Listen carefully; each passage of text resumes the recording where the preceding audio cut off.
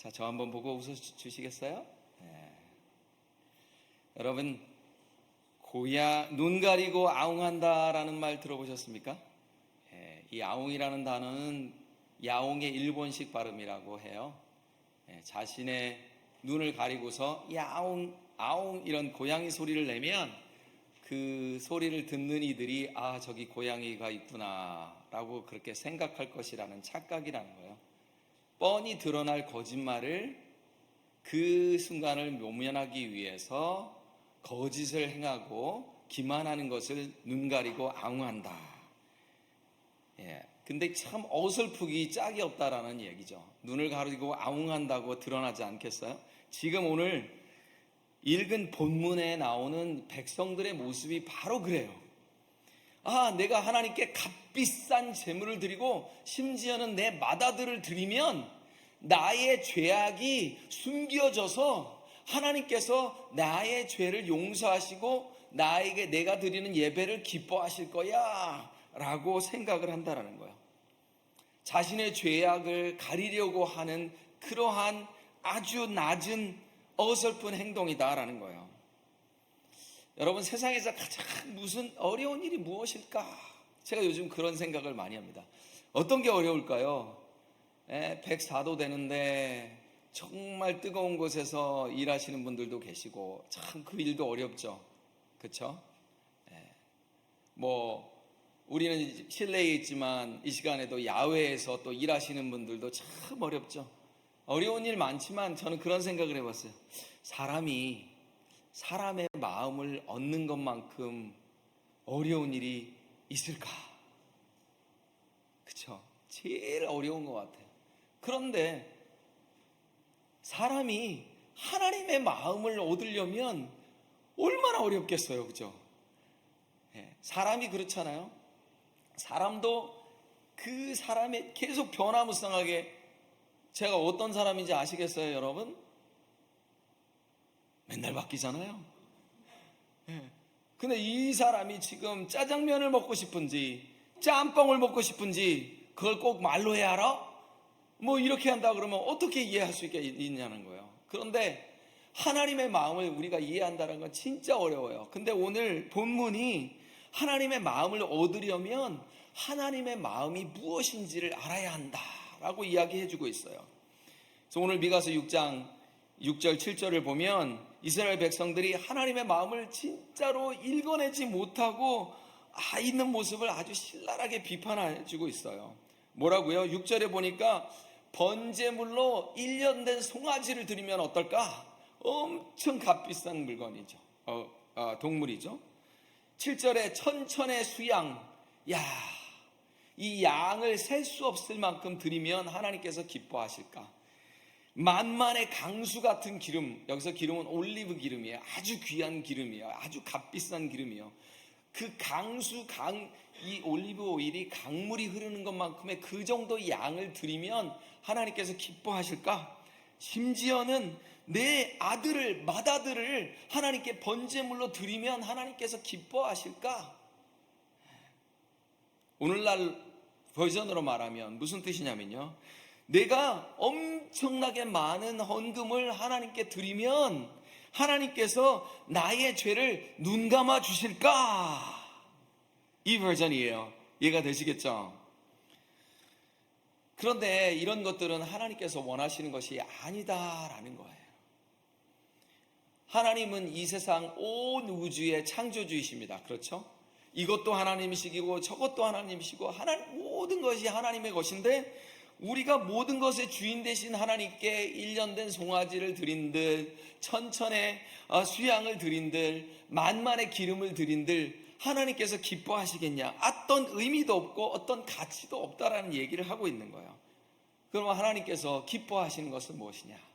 우리의 진심 어린 마음이다라는 거예요. 내가 무엇을 가지고의 이 질문에 무엇에 대한 정답이 오늘 나와 있어요. 하나님께서 기대하시는 우리의 삶은 과연 무엇인가? 첫 번째로 정의를 행하는 삶이에요. 여러분들이 잘 아시는 것처럼 정의라고 하는 것은 불법을 행하지 않고 정직하고 진실하고 다른 사람들에게 불이하지 아니하는 이런 일들을 말한다라는 거예요. 왜 이 미가 선지자가 생뚱맞게 정의를 행해야 하나님께서 기뻐 받으신다라는 얘기를 하셨을까요? 왜 그랬을까요? 그 당시에 이사야 선지자하고 같은 동시대에 미가 선지자가 활동을 했습니다. 그 당시는 어떠냐면 부자들이 저울을 속이고 가난한 사람들에게 부를 빼앗고 또 막 억울한 누명을 씌워서 부를 착취하고 권력 있는 사람들은 자신의 힘을 이용해서 연약한 사람들의 것을 빼앗고 그렇게 막 창고에다가 재물을 금은보화를 쌓아놓고서 지금 그 재물을 가지고 내가 하나님께 드리면서 복 주시옵소서, 할렐루야, 하나님의 은혜입니다, 제가 이렇게 많은 재물들을 제 창고에 쌓아놓게 하시니 감사합니다 라고 하였으니 하나님의 눈에 얼마나 가증스러웠겠냐라는 거예요. 그러니까 정의를 행한다라는 것이 왜 제일 먼저 나왔냐면 너희들이 지금 드리고자 하는 1년 된 숫송아지, 천천의 수양, 만만의 기름이 다 누구의 것이냐? 가난한 백성들의 고열을 뽑아서 니들이 재물을 축적하고 그곳으로 나를 예배하면 내가 기뻐할 줄 알았느냐라고 이야기를 하시는 거예요. 자신들의 외식된 모습으로 정말로 눈 가리고 아웅하고 있는 모습이다라는 거예요. 불법과 불의로 빼앗은 재물로 하나님을 예배하면 하나님이 기뻐하시지 않는다. 왜 그럴까요? 하나님의 뜻에 완전히 정면으로 대치되기 때문이에요. 그리고 고린도 13장에 보면 사랑작이 나오죠. 사랑은 언제나 오래 참고 온유하며 투기하지 아니하고 자랑하지 아니하고 교만하지 않고 무례히 행치 않고 자기의 유익을 굳지 않고 악한 것을 생각하지 않고 모든 것을 참는다. 사랑은 그저 다 눈 감아주는 한없이 포용하는 것만 같은데 그렇다고 줏대도 없고 지저도 없고 어떤 기준도 없는 것은 아니다라는 거예요. 사랑은 단호하다라는 것입니다. 불의한 것에 대해서는 아주 단호히 거부하는 것이 사랑이다라는 거예요. 그래, 내가 당신의 불륜을 이해하고 사랑하니 그러니 나도 사랑하고 저 여인도 사랑해 주시오. 이렇게 한다 그러면 말이 되겠어요? 사랑은 단호하다라는 거예요. 불의에 대해서는 미워하고 진리를 기뻐하는 것이 사랑인데, 그래서 고린도전서 13장 6절에 사랑은 불의를 기뻐하지 않는다라고 이야기합니다. 존 비비어라고 하는 사람이 무엇이 선인가라는 책을 썼는데요, 1980년대에 굉장히 유명한 텔레비전 설교자가 사기죄와 간통죄로 감옥에 잡혀갔대요. 그래서 이분이 이렇게 하나님의 말씀을 선포했던 이런 위대한 설교자가 왜 이런 죄를 저질렀나 하고 감옥에 가서 면회를 했답니다. 그리고서 이렇게 질문을 했대요. 당신은 언제 예수님에 대한 사랑을 잃어버렸습니까? 근데 정말 뜻밖의 대답이 나왔다고 합니다. 저는 예수님에 대한 사랑을 한 번도 잃어버린 적이 없습니다. 기가 막혀요, 안 막혀요? 기가 막히죠. 어이가 없어가지고, 그게 무슨 말입니까? 당신이 지금 사기죄와 간통죄로 이렇게 지금 감옥에 잡혀 있는데 예수님의 사랑을 잃어버리지 않았다니요. 정말 놀라운 대답이 있었습니다. 저는 예수님을 한 번도 사랑하지 않은 적이 없습니다. 그러나 예수님을 두려워하지는 않았습니다. 말이 됩니까, 여러분? 예수님을 사랑한다면 예수님을 두려워해야 되잖아요. 그분이 원하는 것이 무엇인가, 어떤 행동이 그분이 원하지 않는 것인가를 구별해서 행동해야 되는데, 정말로 많은 교인들이, 성도들이, 크리스천들이 나는 예수님을 사랑합니다 라고 하면서 예수님을 두려워하지 아니하고 예수님이 원하지 않는 행위들을 너무 서스름 없이 행한다라는 거예요. 내가 사랑한다고 하지만 예수님은 두려워하지 않는다라고 한다면 그것은 사랑하지 않는 것이다라는 얘기예요. 정의를 행하고자 하는 마음이 없으면 예수님을 두려워하지 않고 하나님을 두려워하지 않고 두려워하는 마음이 없으면 사랑하지 않는 것이다. 그래서 지금 이 선지자가 제일 먼저 정의를 행해야 된다는 얘기를 하고 있다는 거예요. 저는 뭐 그렇게까지 권력도 없고요, 부도 없으니까 저는 해당 안 되는 말인 것 같은데요 라고 그렇게 생각할 수도 있잖아요. 그럼 한번 생각해 보죠. 우리가 일상에서 일어나는 일들, 갑질이 바로 그런 거예요. 식당에 가서 갑질하는 거, 그게 바로 정의를 행하지 않는 거라는 거예요. 우리가 옆에 있는 성도들을 귀히 여기지 아니하고 내가 하고 싶은 말 다 해버리는 거, 그게 바로 정의를 행하지 않는 것이다라는 얘기죠. 설렁탕을 시켰는데 따로 국밥이 나왔어요. 이거 왜 그것도 반이나 먹고서 잠깐만요, 내가 지금 반이나 먹었는데 막 컴플레인하면 되겠어요, 안 되겠어요? 사장님이 오더를 받아서 그랬으면 뭐 생각할지도 모르겠는데 그 종업원도 저같이 누구 밑에서 일하는 그런 사람이잖아요. 그럼 얼마나 힘들겠어요. 그냥 짜장면이나 따로 국밥이나 거기서, 짜장면 아니지, 설렁탕이나 다 거기서 거긴데 그냥 먹어도 되는데 그거를 그냥 삿대질을 하면서 갑질하는 것이 바로 정의를 행하지 않는 것이다. 우리가 또 다른 측면에서 정의를 한번 살펴보겠습니다. 과거에 이스라엘 백성들은 정의가 무엇이냐? 하나님의 뜻이다라고 했어요. 그러니까 정의를 행한다라는 것은 하나님의 뜻, 하나님의 마음, 하나님의 말씀을 순종하는 것이 정의다라고 했다라는 겁니다. 그런데 하나님의 뜻을 행하고자 하면 항상 클릭되는 거 있어요. 걸리는 게 있어. 뭐예요? 내 마음이죠, 내 마음. 내 뜻, 내 마음, 내 생각 때문에 그렇게 하지 못한다라는 거예요. 주여, 여기 있나이다. 죄를 보내소서. 하나님은 나보고 가기를 원하시는데 나는 가고 싶지 않은 거예요. 죄를 보내소서라는 것이 우리의 마음이다라는 거예요. 불순종의 대명사가 딱 하면 여러분 누가 생각나요? 요나가 생각나잖아요. 그래서 요나가 어떤 사람이었어요? 하나님께서 이 니느웨를 구원하고자 네가 가서 하나님의 심판이 곧 있을 것이다. 그러니 니느웨 사람들이 회개하고 하나님께 돌아오고 축복을 받을 수 있도록 선포해달라. 그러니 죽으면 죽었지 내가 그렇게는 못합니다. 저 원수들에게 복음을 전하고 그들이 하나님께 돌아와 복을 받는 것은 제가 이해할 수 없습니다. 용납할 수 없습니다. 하나님, 여러분 이해 잘 안 되죠? 그런데 우리 어르신들, 저도 어렸을 때 그랬어요. 일본 사람들하고 복싱을 하거나 그러면 죽여! 막. 제가 왜 미국에 온지 아세요? 저는 일본에 가고 싶었어요. 언젠가도 간증을 했던 것 같은데 일본에 가고 싶었어요. 일본 사람들이 얼마나 미운지. 그런데 예수님을 알고 난 이후에 어떻게 하면 일본 사람들이 정말 한국 사람들한테 와서 무릎을 꿇고 우리가 철도도 놔줬지, 집도 줘줬지, 너희들의 산업화에 너희들이 안 그랬으면 지금도 미개한 나라가 있을 거야, 막 이렇게 말하는 일본 사람들에게 미안하다, 너희들의 자유를 빼앗고 인권을 빼앗고 재물을 다 빼앗은 것을 사과한다 라고 그렇게 회개시킬 수 있을까, 어떻게 하면 무릎을 꿇을 수 있을까 생각하다가 이 사람들을 예수 믿게 해야지. 그러면 이 사람들이 다 나와 하나님 앞에 무릎 꿇고 대한민국 백성들에게 무릎을 꿇을 것이다. 제가 이 마음을 가지고 고등학교 수험 준비를 하고 대학 시험을 봤어요. 잘 봤겠어요? 못 봤겠어요? 시험 보기 전날 기절을 했어요. 제가 고열로.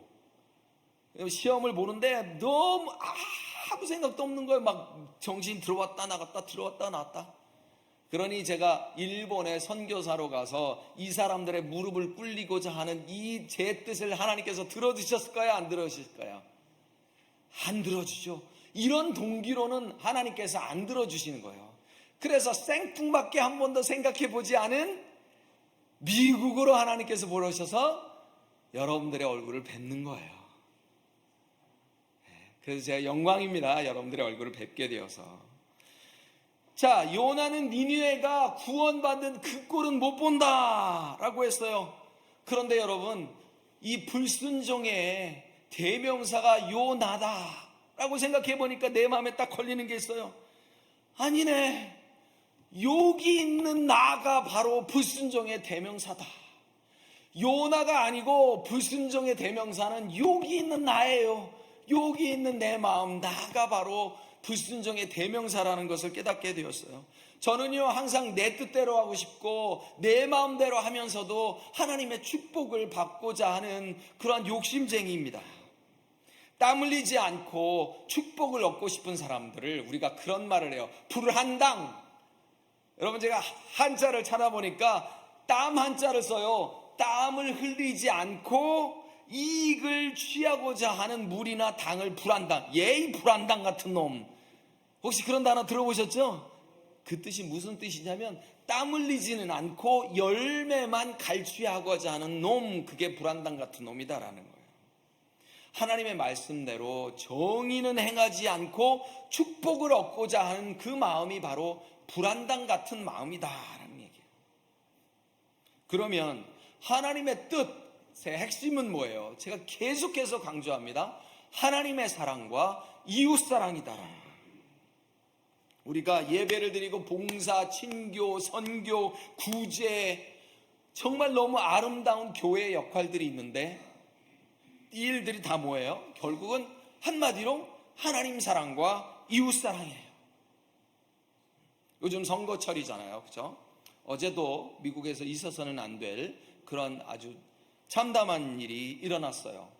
그래서 또 전혀 무고한 사람이 한 명이 죽고 두 명은 중태라고 합니다. 민주주의, 인권, 평등, 소득의 분배, 뭐 이런 거창한 세상의 단어들을 가지고 우리가 외치고 이루려고 하고 하는 그 내용이 결국은 뭐예요? 이웃사랑이에요. 이웃사랑. 이웃사랑.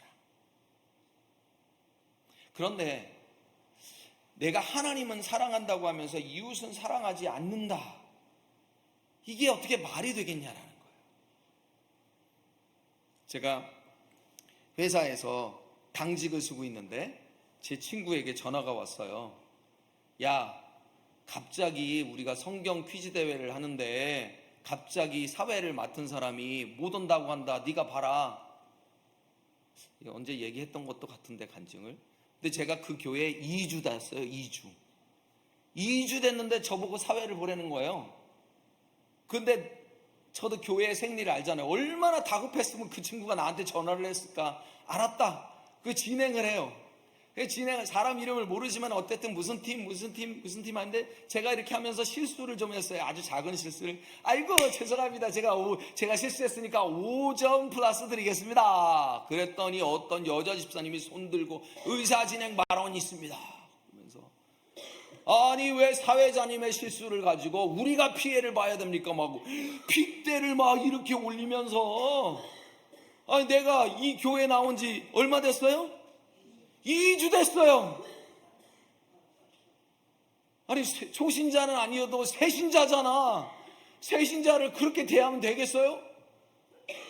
아, 그분이 그냥 무슨 예배며 뭐며 얼마나 열심히 참여하시고 그냥 막 그러시는 분인데 세상에 알고 봤더니 그러신 분이에요. 여러분, 정의가 뭐예요? 아이고 저 2주밖에 안 된 분이 사회를 보느라고 얼마나 힘들고 어려우시겠어. 그냥 넘어가 줄 수도 있잖아요. 그걸 꼭 꼬집으며 그래갖고 그럼 죄송합니다. 제가 다 그럼 5점씩 다 드리겠습니다. 그랬더니 사회자님의 실수를 가지고 그렇게 하시는 건 아닙니다. 아이고 그분과의 인연이 미국에서도 잠시 이어진 적이 있었어요. 하나님을 두려워하고 하나님의 말씀대로 살고 정의를 실천하며 사는 것이 바로 하나님께서 원하시는 거예요. 저기 물 한 잔만 갖다 드리시면 좋겠습니다. 자, 두 번째, 하나님께서 원하시는 삶이 무엇이냐? 인자를 사랑하는 삶. 여기서 인자가 뭐냐? mercy예요. 구약으로는 참 해석하기 어려운데 헤세드의 사랑, 조건 없는 무조건적인 긍휼과 사랑을 우리가 인자라고 한다는 거예요. 그래서 하나님께서 인자를 사랑하라고 했는데 긍휼을 사랑하고 긍휼과 사랑을 베풀으라고 그러는데 그럼 어떤 사람이 있을까? 성경에 또 생각을 해보니까 결국은 사마리아인으로 선한 사마리아인이 생각나더라고요. 제사장도 모른 척하고 그죠? 레위인도 슬쩍 지나갔는데 이 사마리아인은 강도 만난 사람을 치료해주고 자기 돈을 들여서 여관에 투숙시켜주고 모자라면 내가 갔다 와서 갚겠다라고 하면서 그렇게 조건 없는 사랑을 베풀죠. 자, 여기서 한번 생각해 보세요. 우리가 선한 사마리아인에 정말 많이 집중하고 있는데요. 그러면 악한 제사장과 악한 레위인이라고 우리가 그렇게 부를 수 있나요? 아니요. 구약의 율법에 있으면 부정한 것을 비껴가라고 했어요. 멀리하라고 했어요. 그 사람들은 하나님의 율법을 따른 것이다라는 거예요. 자, 지금 예수님께서 이야기하시는 것이 지금 어떤 비유냐라는 거예요. 과연 이 제사장과 레위인이 드리는 그 제사 예배를 하나님께서 기뻐하셨을까? 여러분 한번 생각해 보세요. 기뻐하셨을까요? 우리는 신경 안 써요. 내가 예배 드리는 거지 뭐 하나님께서 받으실까는 신경 안 쓴다라는 거예요. D.L. 무디가 그런 얘기를 했어요. 거짓 사랑은 혀끝에 있고 진짜 참 사랑은 손끝에 있다. 이해가 되십니까? 마가복음 14장에 마리아라는 여인이 자신의 옥합을 가져와 가지고 예수님의 발 앞에 깨뜨리며 머리카락으로 예수님의 발을 닦습니다. 그러자 가룟 유다가 화가 났어요. 아니 이 값비싼 이 300데나리온이라고 하는 이 값비싼 이 향유를 왜 이렇게 낭비하느냐. 그 당시에 집 한 채 값이었다고 해요. 아니 팔아가지고 가난한 사람한테 주면 얼마나 좋겠니. 이런 얘기를 들었을 때 주변에 있는 다른 사람들이 고개를 끄덕였을까요? 안 끄덕였을까요? 끄덕였겠죠. 그래 그러지 맞아 가난한 사람한테 주지 그거 한번 날리면 그만인데. 근데 여러분 유다는 진짜 가난한 사람에게 이 옥합의 가치의 돈이 가기를 원했을까요? 아니요. 뒤에 나오는 행동들을 보면 자기가 챙기려고 했을 거예요. 전부는 아니어도 일부라도 챙기려고 했던 마음이었을 거라는 거예요. 무슨 말이냐? 유다의 사랑은 혀끝에만 머무는 사랑이었지 손끝에 머무는 사랑이 아니었다라는 거예요. 돈 안 들어가는 사랑, 내 수고가 안 들어가는 사랑 누구나 할 수 있다라는 거예요. 유다의 시각에서 보면 낭비였습니다. 그런데 여러분 생각해 보세요. 사랑하는 사람에게 사용하는 것은 낭비가 아닙니다. 그렇죠? 사랑은 낭비예요. 버리는 것 같지만 그것이 사랑하는 거예요. 사랑하지 않는 것은 낭비하지 않는 것은 사랑하지 않는 것이다 라는 생각을 해봤어요. 여러분 한번 부모의 사랑, 여러분들 다 부모님이시니까 한번 생각해 보세요. 부모님이 자녀들을 사랑할 때에 낭비하는 마음으로 했지 이것을 뭐 계산하면서 이렇게 했던 적은 없을 것이다 라는 생각을 해본다는 거예요. 지금 낭비하는 사랑을 얘기하면서 이런 얘기가 떠올랐어요. 어떤 사람이 그런 얘기, 왜 물 빠진 사람 구해줬더니 뭐 보따리 내놓는다 그런 얘기 했잖아요. 비슷한 얘기가 있다고 합니다. 어떤 사람이 강물에 빠졌어요. 아무도 놀라기만 하고 걱정만 하지 뛰어들지 않았는데 아주 건장한 청년이 옷을 입은 채로 들어가서 그 사람은 머리카락을 잡고, 여러분 머리카락 잡아야 됩니다. 아니면 얼굴을 때려가지고 기절시킨다든지. 아무리 수영을 잘하는 사람도 허우적거리는 사람을 이길 수 없어요. 그래서 머리카락을 잡아 끌고서 그냥 끄집어냈대요. 그런데 자기가 가지고 있었던 지갑도 잊어버린 건데 그 지갑 안에 현금이 많이 들어가 있었대요. 그런데 해필 머리카락을 잡아가지고 이 생명을 건진받은 사람이 당신이 왜 해필 내 머리카락을 잡아가지고 머리도 자꾸 빠지고 두통도 자꾸 있고 이렇게 자꾸 따져요. 어처구니 없고 참 억울하죠. 그것이 사랑이다라는 얘기예요. 부모의 사랑은 참 어처구니 없고 참 억울하기 짝이 없는 사랑일 때가 참 많아요. 그런데 여러분, 가장 어처구니 없고 가장 억울한 그 사건이 뭐예요? 십자가의 사건이다라는 거. 우리 예수님께서는 가장 억울하고 어처구니 없이 우리들의 죄를 감당하신 분입니다라는 거. 자, 예수님께서 잠깐만 기마복에 내가 너를 구원하는데 말이지, 시시비비를 좀 따져봐야 되겠어. 내가 너를 구원하는데 손익계산을 좀 따져보자. 만약에 예수님께서 그렇게 따지셨다면 구원을 받을 수 있는 인류는 아무도 없다라는 거예요. 십자가는 가장 비극적이지만 가장 위대한 긍휼과 사랑과 용서가 나타난 것이다. 마태복음 18장에 용서에 대한 이야기가 제일 많이 나오죠. 베드로가 주여, 이 형제가 나에게 죄를 보면 몇 번이나 용서해야 돼요? 그러니까 예수님께서 뭐예요? 7번뿐 아니라 7번을 70번까지도 해라. 그러니까 7번이죠. 이게 아니고 무한대로 용서하라. 은혜를 제일 많이 갖고 왔는데 용서가 쉽던가요? 어려워요. 그런데 여러분, 예수님께서 7번을 70번까지 용서하라는 그 말씀 바로 뒤에 무슨 말씀이 있는지 아세요? 이런 예화가 나와요. 어떤 왕이 1만 달란트 빚진 자를 끌고 왔어요. 아내도 자녀도 가진 거 다 몰수하려고 그러고 있어요. 이 1만 달란트는 16만 년을 일해야 노동자가 안 쓰고 벌 수 있는 돈이래요. 16년이 아니고 16만 년이니까 얼마인지는 모르겠어요. 하여튼 엄청 큰 돈이래요. 그런데 이 사람이 비는 거예요. 살려주세요. 갚겠습니다. 그러니까 어떻게 해요? 우리가 다 아는 것처럼 그 빚을 다 탕감을 해준단 말이죠. 그런데 이 1만 달란트를 탕감받는 사람이 자기에게 100데나리온, 하루 품삯을 빚진 사람을 빚 갚아 하니까 안 갚으니까 5개, 투옥을 시킨단 말이죠. 자, 현실감이 안 오죠? 제가 조금 현실감 있는 얘기로 버전으로 바꿔드리겠습니다. 제가 셀폰을 샀어요. 1000불짜리를. 그런데 아이고, 어떤 인간이 이 셀폰을 떨어뜨렸는데 마침 길거리에 떨어져가지고 차가 지나가지고 어제 새로 산 셀폰 1000불짜리가 망가져버린 거예요. 그래서 갖다 줬는데 수리 불능. 어떻게 해야 돼요? 손해배상 청구해야죠. 10불도 아니고 100불 1도 아니고 1000불인데. 그런데 이 사람이 누구냐?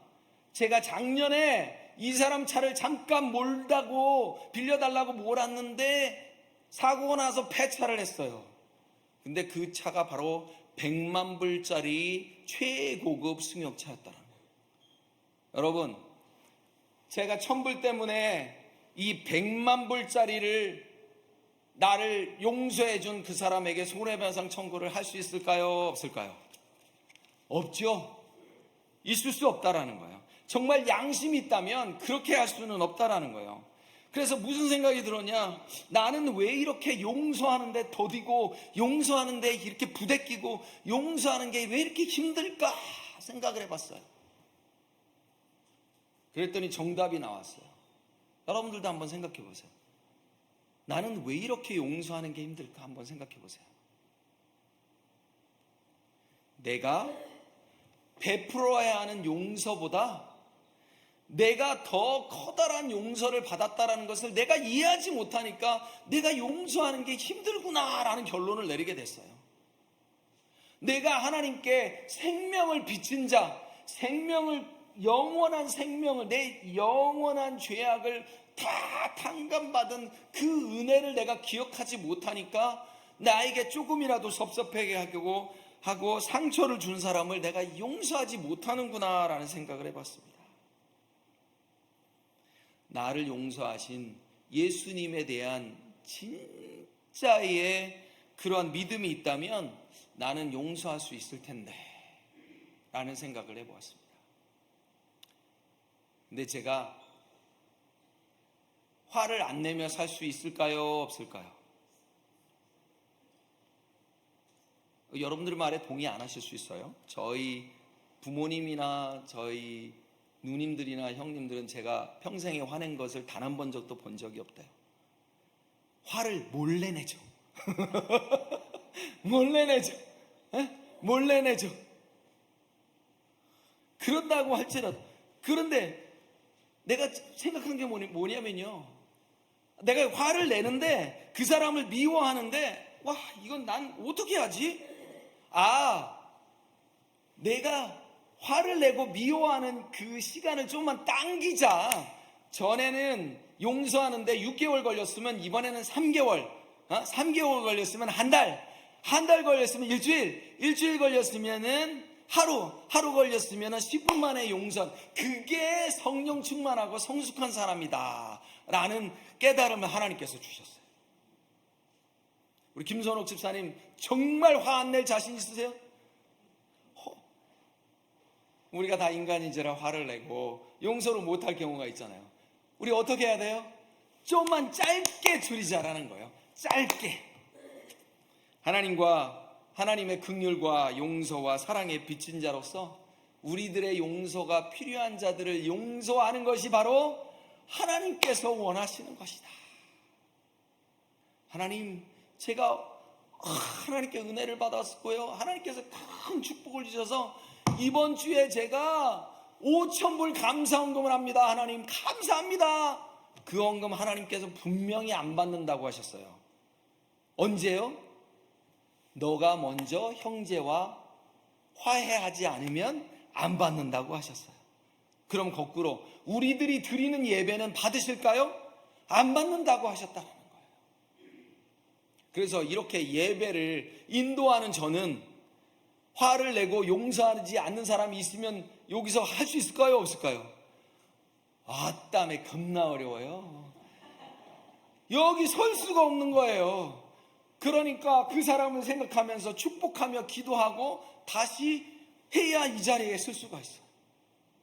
이 자리 참 어렵습니다, 여러분. 안 그러면 제가 뭐가 돼요? 위선자가 되잖아요. 그런 위선은 정말 더 하나님께서 기뻐하시지 않기 때문에 제가 그걸 해결하고 올라온다라는 거예요. 내가 받은 용서가 내가 베풀어야 될 용서보다도 더 큰 것을 깨닫고 실천하는 저와 여러분이 되시기를 축복합니다. 마지막으로 하나님께서 기대하는 삶이 무엇이냐? 하나님과 동행하는 삶이에요. 정의를 행한다, 인자를 사랑한다라는 이유로 하나님과 동행하는 것을 우리가 게을리해서는 안 된다라는 거예요. 그런데 단서가 하나 있어요.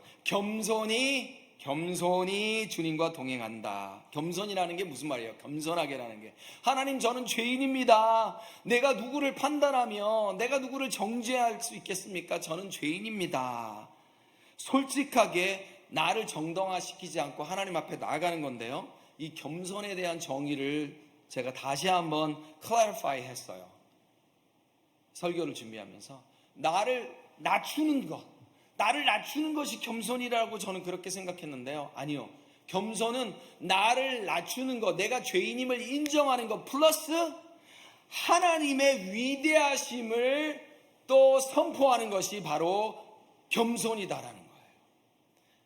하나님, 저는 죄인입니다. 그래서 싸요. 내가 이렇게 살아도 싸죠. 그게 회개예요, 그죠? 그런데 거기서만 끝난다 그러면 그것은 하나님께서 기뻐하는 삶이 아니다라는 거예요.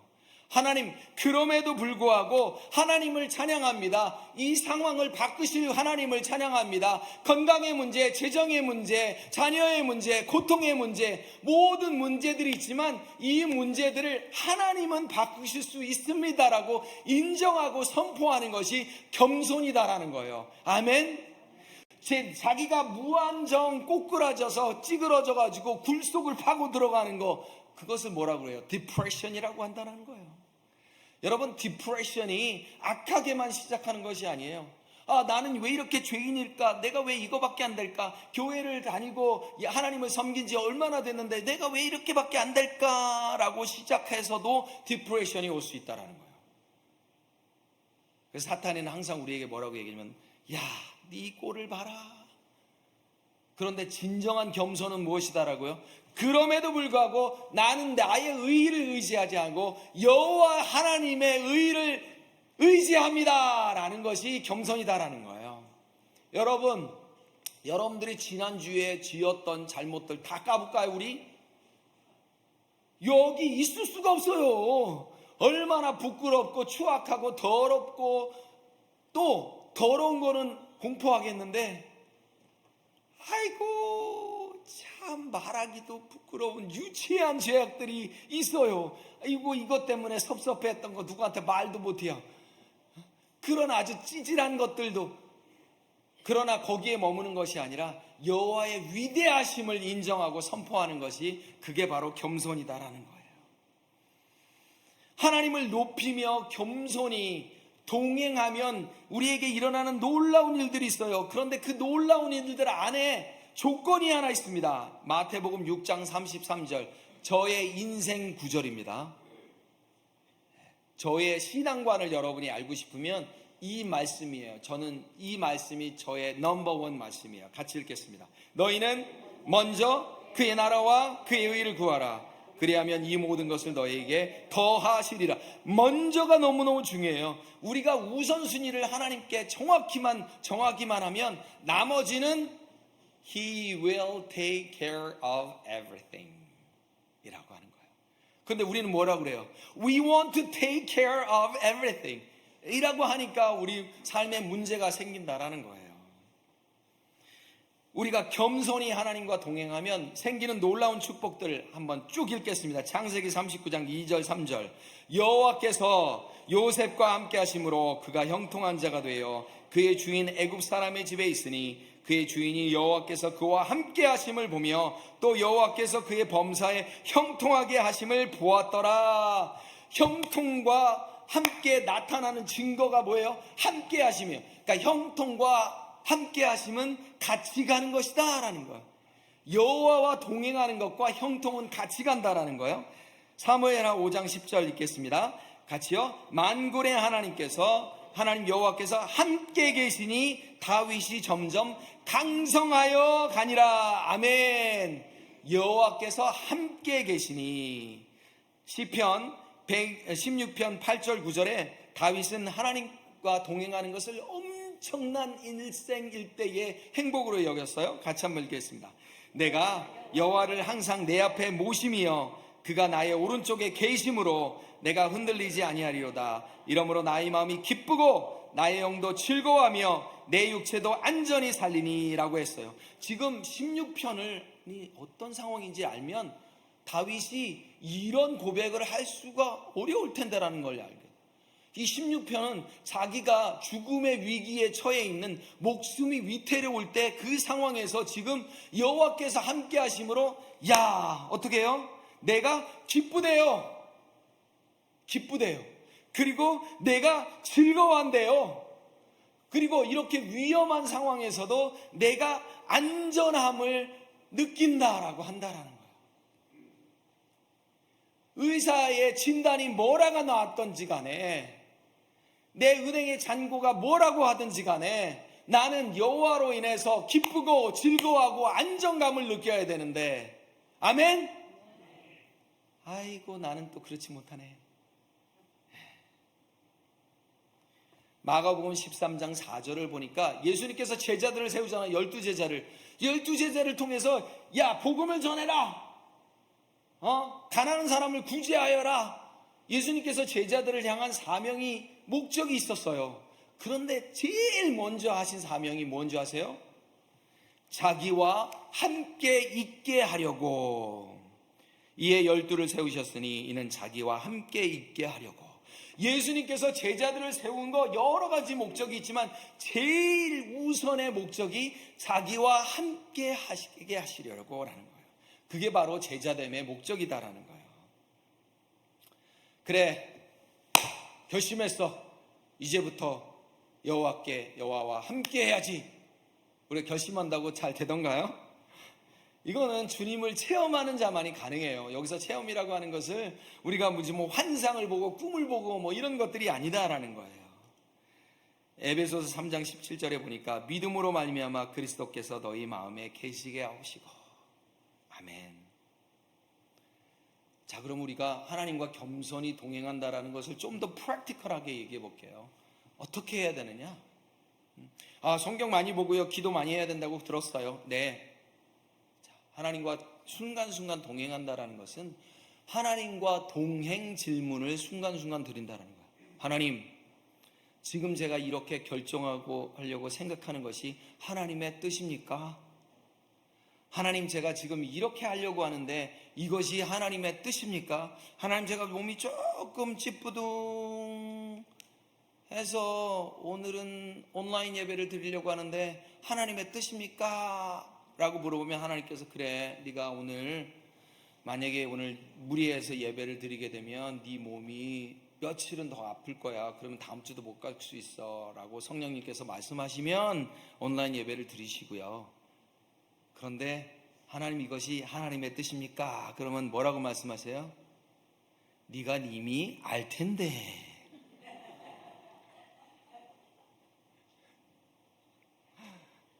저는 한 번도 하나님의 뜻을 여쭤본 적이 없더라고요. 뭐예요?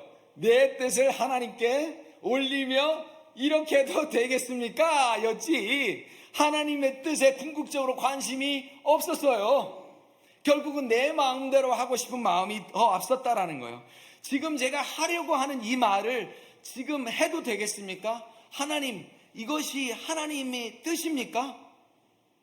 지금 제가 이 말을 할까요, 말까요? 우리가 이 동행 질문을 하지 않기 때문에 얼마나 말과 행동에 실수가 많은지를 몰라요. 이 동행을 한다라는 목적이 우리가 복을 얻기 위한다는 것이라면 그것 동기 자체가 달렸다라는 거예요. 우리가 결혼을 하는데 여러분 왜 결혼했어요? 사람마다 이유가 다르겠지만 저는 저의 와이프, 그때는 와이프가 아니죠, 저의 걸프렌드를 집에다 데려다 주고 헤어지는데 너무 또 보고 싶어갖고 이거 안 되겠더라고요. 같이 살아야지. 여러분 다 그런 동기로 결혼하신 거잖아요. 그런데 이 자매 보니까 굉장히 똑똑해, 바지런하죠, 또 직업도 좋죠, 내 인생에 도움이 되겠군. 만약에 이런 동기로 결혼을 했다면 금방 깨지게 되었을 것이다 라는 얘기예요. 우리가 여호와와 동행을 하는데 기쁨이 되고 힘이 되고 즐거움이 되어야 되는데 그렇지 않다면 여호와께서 가시는 길과 내가 가는 길이 다르니까 서로 부딪히는 거예요. 그렇죠? 여러분 한번 여행을 생각해 보세요. 이번 여름 휴가를 누구와 갈까? 저 한번 쳐다봐 주세요. 저한테 선택받기 바랍니다. 누구하고 갈까? 여러분 여행을 하는데요, 마음에 안 맞는 사람하고 여행한다고 생각해 보세요. 우와, 나는 빵 말고 국밥을 먹고 싶은데 계속 빵만 먹는데요. 그럼 얼마나 힘들어요. 그렇죠? 이 여행이라고 하는 것은 뜻이 맞는 사람과 같이 가야 되는데 우리가 여호와 하나님과 동행을 해야 되는데 만족이 없고 기쁨이 없고 힘이 안 된다는 얘기는 내가 하나님 여호와의 뜻과 반대되는 길로 가고 있다는 뜻입니다. 여러분 믿으면서도 믿는 것이 쉽지 않아요. 이 프랑스의 샤를르 푸코라는 군인이 어느 날 예수님을 믿고 카톨릭 신부가 되었대요. 그래서 이 사람이 사실은 사하라 사막의 원주민 선교를 하다가 순교를 당합니다. 근데 이분이 쓴 사하라의 불꽃이라는 책에 있는데요. 그 책에 이런 질문이 나와요. 여러분들 한번 질문에 한번 대답해 보세요. 당신은 그리스도인들에게 가장 어려운 것이, 하나님을 믿는 그리스도인들에게 가장 어려운 것이 무엇이라고 생각합니까? 하나님을 믿는 그리스도인들에게 가장 어려운 것은 무엇입니까? 하나님을 믿는 그리스도인들에게 가장 어려운 것은 이분이 하는 정답이고요. 하나님을 믿는 것이다. 아니, 하나님을 믿는 그리스도인들이 제일 어려운 것이 하나님을 믿는 것이래요. 진짜 맞는 말인 것 같아요. 말씀의 결론을 맺습니다. 예를 하나 드리고 말씀을 맺을게요. 어떤 친정 부모가 시집간 딸네 집에 방문을 오랜만에 했다고 그럽니다. 그러니까 이 시집간 딸이 정말 진수성찬을 마련해서 이 부모님을, 친정 부모님을 맞이했고 음식을 준비했대요. 그래서 잘 갔다 왔는데 그 아들과 며느리가 이렇게 물어봤대요. 어떻게 대접 잘 받고 오셨습니까? 그러니까 현찬때래. 그래서 며느리가 조용히 부엌에 따라가서 시어머니한테 왜 대접이 좀 그랬어요? 그러니까 그 어머니 말씀 뭐라고 그랬을 것 같아요? 야, 맨 질긴 고기하고 스테이크만 잔뜩 나왔어. 우리가 이빨이 없는데 어떻게 먹냐? 무슨 뜻이에요? 부모님이 어떤 상황인지, 무엇을 드실 수 있는지, 무엇을 기뻐하실지 생각하지 않고 자신들이 생각하는 맛있는 스테이크, 고기만 잔뜩 내왔다라는 거예요. 이 생각을 하면서 나는 효자인가 불효자인가를 생각해 봤어요. 효가 뭐예요? 부모님이 원하시는 것을 하는 게 효잖아요. 그죠? 그래서 저는 참 불효자인 것 같아요. 저희 부모님이 저에게 원하셨던 것은 함께 하는 것이었어요. 근데 제가 미국에 오니 참 그러질 못해요. 저희 아버님께 용돈을 드린들 94세 되신 분이 그 용돈을 받으시고 이번에는 새 양복을 뽑아볼까 이렇게 하시겠어요? 우리 부모님이, 우리 아버님이 원하신 것이 무엇일까? 결국은 제 얼굴 자주 보여드리는 거잖아요. 그렇죠? 효도는 부모가 원하는 것을 하는 것이 효도인 것처럼 우리가 하나님께 드리는 예배는 하나님이 원하시는 것을 하는 것이다 라는 얘기예요. 하나님께서 원하시는 것이 무엇이냐? 정의를 행하고 인자를 사랑하고 또 하나님과 동행하는 것임을 믿고 실천하는 저와 여러분이 되시기를 축복합니다. 기도하겠습니다. 하나님, 감사합니다. 그럼에도 불구하고 저희들이 하나님의 뜻대로 살지 못하고 저희들 마음대로, 저희들이 생각하는 기준대로 하나님께 예배를 드리려고 하였던 것을 용서하여 주시옵소서. 하나님, 이제는 조금만 더 화내는 기간을 단축해 하여 주시고, 이제는 조금만 더 말조심하게 하여 주시고, 이제는 조금만 더 하나님께 묻고 우리의 행동과 말을 할 수 있는 저와 우리 성도님들 될 수 있도록 축복하여 주시옵소서. 예수님의 이름으로 기도합니다. 아멘.